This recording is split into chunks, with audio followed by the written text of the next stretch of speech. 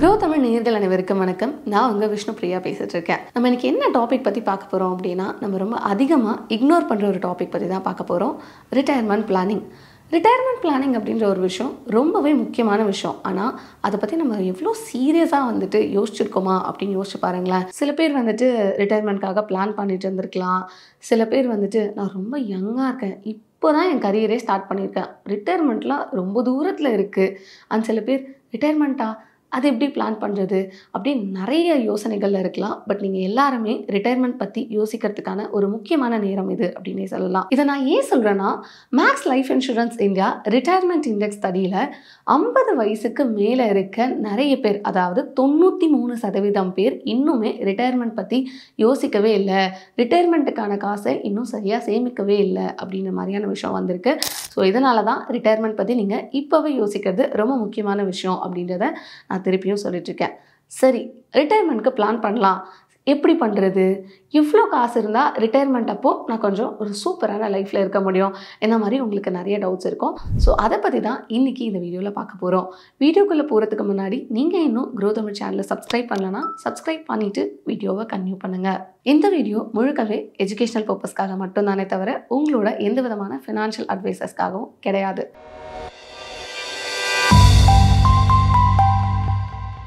Retirement plan பண்ணுறதுக்கு நம்மளோட first step என்னவா இருக்கணும் அப்படின்னு பார்த்தீங்கன்னா, உங்களோட ஃபினான்ஷியல் கோல்ஸை நீங்கள் செட் பண்ணணும். ஸோ ஃபினான்ஷியல் கோலை நம்ம எப்படி செட் பண்ணலாம் அப்படின்ற பதிலுக்கு நீங்கள் சில கேள்விகளுக்கு பதில் சொல்லணும்.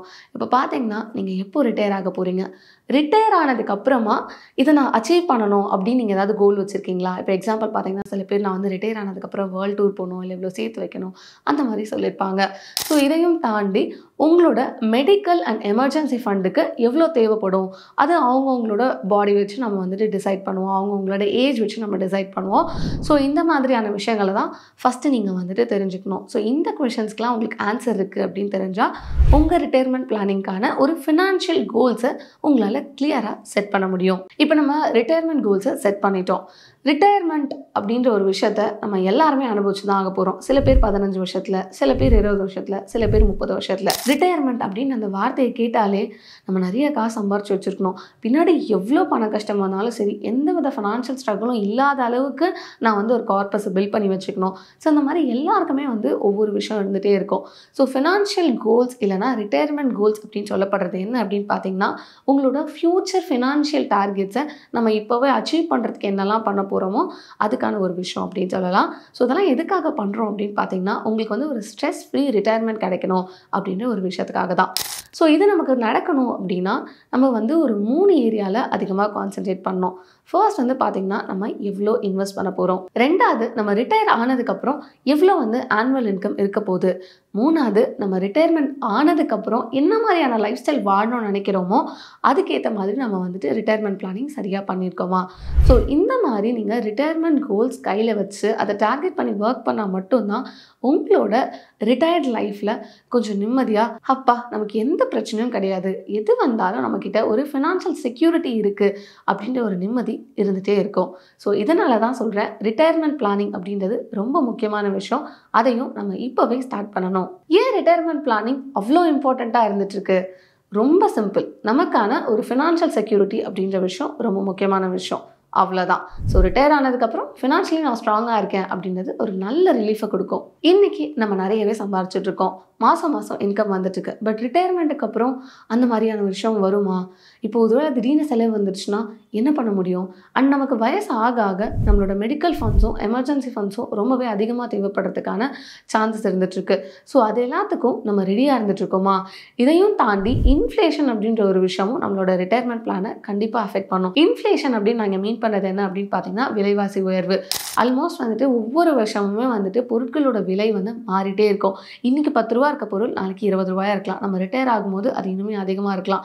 ஸோ நம்ம ஃபினான்ஷியல் கோல் டார்கெட் பண்ணி ஏர்ன் பண்ணும்போதே வந்துட்டு ஒருவேளை இன்ஃப்ளேஷன் எவ்வளோவா இருந்தால் நம்ம அதுக்கு எவ்வளோ வந்துட்டு சேர்த்து வைக்கணும், எவ்வளோ சேர்த்து வச்சா நம்மளோட ரிட்டையர்மெண்ட் பிளானை சரியாக பார்த்துக்க முடியும் அப்படின்ற விஷயம்லாம் நம்ம கண்டிப்பாக ஃபோக்கஸ் பண்ணணும். இப்போ ஒரு எக்ஸாம்பிளுக்கு இன்ஃப்ளேஷன் ரேட் வந்து 7% இருக்குது. உங்களோட இன்வெஸ்ட்மெண்ட் ரிட்டர்ன் ஒரு 12% இருந்துட்டு இருக்குன்னா உங்களோட ரியல் ரிட்டர்ன் வெறும் 4.67% மட்டும்தான் இருக்கும். உங்களோட ரியல் ரிட்டர்னை எப்படி கால்குலேட் பண்ணுறது அப்படின்னு பார்த்தீங்கன்னா 1 + investment return divided by 1 + inflation rate -1. இன்னும் பார்த்தீங்கன்னா மெடிக்கல் எக்ஸ்பென்சஸில் இன்ஃப்ளேஷன் ரேட் 14% வரைக்கும் இன்றைக்கி நிலைமைக்கு இருந்துகிட்ருக்கு. அப்படி இருக்கும்போது உங்களோட ரியல் ரிட்டர்ன் ரொம்பவே கம்மியாக இருக்கும். அதையும் தாண்டி இந்த மாதிரியான இன்வெஸ்ட்மெண்ட் ரிட்டர்ன் மேலே இன்கம் டேக்ஸும் இருக்கும். ஸோ உங்களோட ரியல் ரிட்டர்னை அதை இன்னுமே ரொம்பவே கம்மி பண்ணும். ஸோ நீங்கள் உங்களுக்கு வந்துட்டு ஃபினான்ஷியல் கோல்ஸை, அதாவது உங்களோட ரிட்டையர்மெண்ட் கோல்ஸை அச்சீவ் பண்ணணும்னா சரியான ஒரு இன்வெஸ்ட்மெண்ட் பிளான் இருந்தால் கண்டிப்பாக பண்ண முடியும். ஸோ என்ன டிரெக்ஷனில் நம்மளோட இன்வெஸ்ட்மெண்ட்டை பிளான் பண்ணால் நம்மளால் நம்மளோட ரிட்டையர்மெண்ட் பிளானிங்கை ப்ராப்பராக பிளான் பண்ண முடியுன்றதை பார்க்கலாம். ரிட்டையர்மெண்ட் பிளானிங்க்கு என்ன மாதிரியான இன்வெஸ்ட்மெண்ட் ஆப்ஷன்ஸ் இருந்துட்டுருக்கு அப்படின்னு பார்த்தீங்கன்னா நிறையவே இருக்குது அப்படின்னு சொல்லலாம். ஃபர்ஸ்ட் நம்ம எம்ப்ளாயி ப்ராவிடென்ட் ஃபண்டை கன்சிடர் பண்ணுறோன்னு வச்சுக்கோங்களேன். ஸோ அதை EPF அப்படின்னு சொல்லுவோம். ஸோ 8.25% வந்து அதில் ஆனுவல் ரிட்டர்ன் கிடச்சிட்ருக்கு. அடுத்து பார்த்தீங்கன்னா பப்ளிக் ப்ராவிடென்ட் ஃபண்ட் PPF அப்படின்னு சொல்லுவோம். ஸோ இதில் Q3 ஃபினான்ஷியல் இயர் 24-25 வரைக்கும் 7.1% ரிட்டர்ன் வந்து கிடச்சிட்ருக்கு. அதுவும் கவர்மெண்ட் பேக் அப்படின்றனால எந்த விதமான ரிஸ்க் இல்லாத ஒரு இன்வெஸ்ட்மெண்ட் ஆப்ஷன் அப்படின்னு சொல்லலாம்.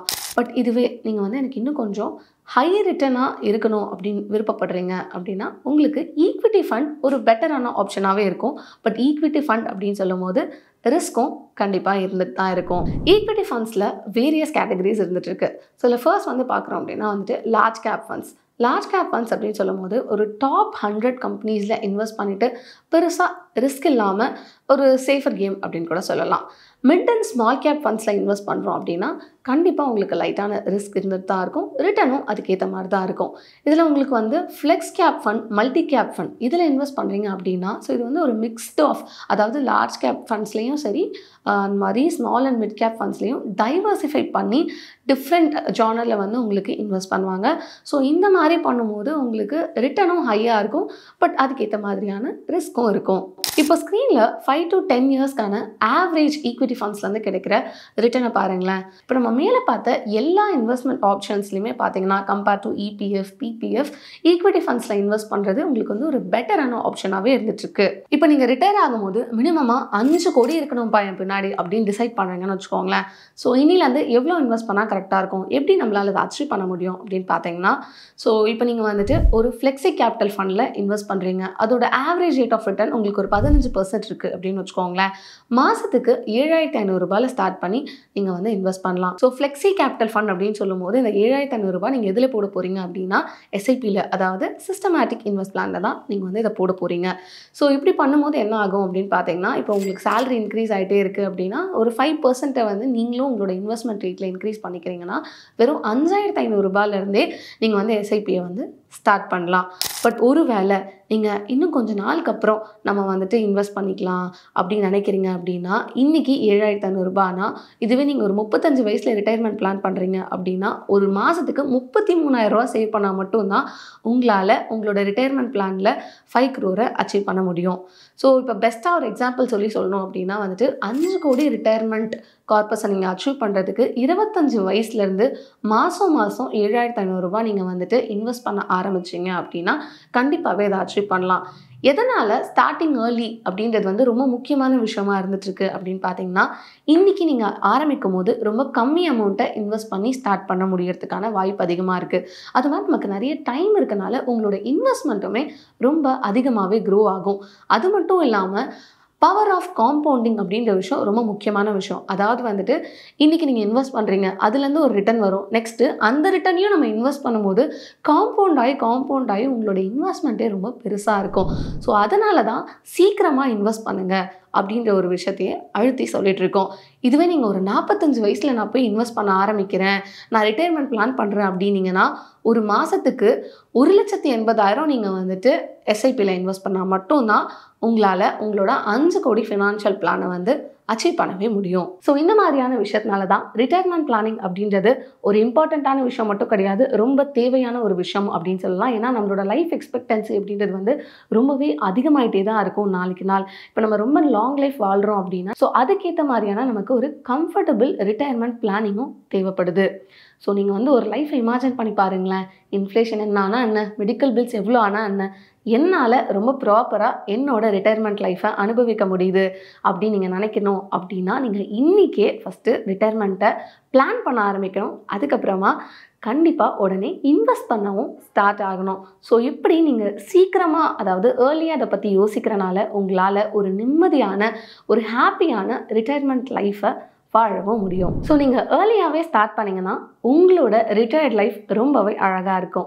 இன்றைக்கே நீங்கள் தொடங்குறீங்கன்னா உங்களுடைய நாளைய பொழுது ரொம்ப அழகான வாழ்க்கையாக மாறி இருக்கும். இந்த வீடியோ உங்களுக்கு ரொம்பவே யூஸ்ஃபுல்லாக இருந்திருக்கும் அப்படின்னு நம்புகிறேன். இதே மாதிரி இன்னொரு வீடியோவில் உங்களை சந்திக்கிறேன். அதுவரை உங்களிடம் விடைபெறுவது விஷ்ணுபிரியா.